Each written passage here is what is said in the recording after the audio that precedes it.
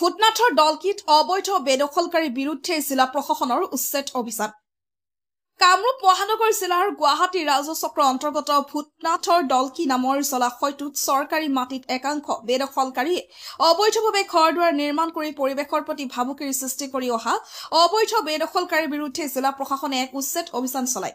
গুৱাহাটী ৰাজহ চক্ৰৰ চক্ৰ বিষয়া ৰাজা বৈশ্যৰ নেতৃত্বত চৰকাৰী ভূমি বেদখল কৰি ঘৰ-দুৱাৰ নিৰ্মাণ কৰি প্ৰাকৃতিক ভাৰসাম্য বিনষ্ট কৰি অহা সকলৰ ভূমি বেদখলমুক্ত কৰাৰ বাবে এই উচ্ছেদ অভিযান চলোৱা হৈছিল।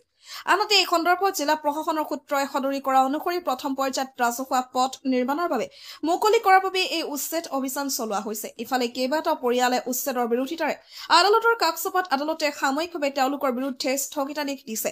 আদালতৰ নিৰ্দেশ পালে পৰৱৰ্তী সময়ত পুনৰ তেওঁলোকৰ বিৰুদ্ধে উচ্ছেদ অভিযান চলোৱা হ'ব বুলি চক্ৰ বিষয়াই ৰাজা বৈশ্যই জানিবলৈ দিছে।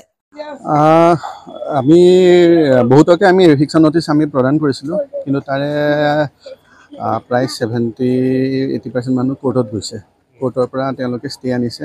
চ' সেইখিনি মানুহৰ আমি এভিকশ্যনটো কৰা নাই। বাকী যোনখিনি কোৰ্টত যোৱা নাই সেইখিনি মানুহৰ আমি এভিকশ্যনটো কৰি আছোঁ আজি বৰ্তমান। আমি নটিচ 3-4 ঘৰক দিছোঁ, কিন্তু তাত আৰু ভাড়া ঘৰো সেনেকৈ থাকে। আৰু আমি এতিয়া প্ৰায় 9-10 ঘৰমানৰ মানুহৰ আমি এভিকশ্যন কৰি আছোঁ। বিঘা বুলি ক'ব গ'লে আমি এইটো ৰাস্তাটো আমি ক্লিয়াৰ কৰি আছোঁ বৰ্তমান। ৰাস্তাটো আৰু বিঘা বুলি সেনেকুৱা একো নাথাকে।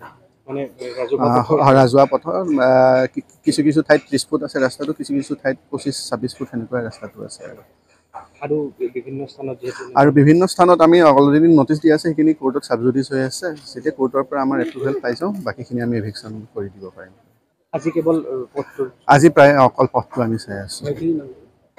ঠাইখিনি আমি এনেই দলকি বুলি কওঁ, এনাজৰী পথ বুলি নতুনকৈ নাম দিয়া হৈছে। এইটো এনাজৰী পথ।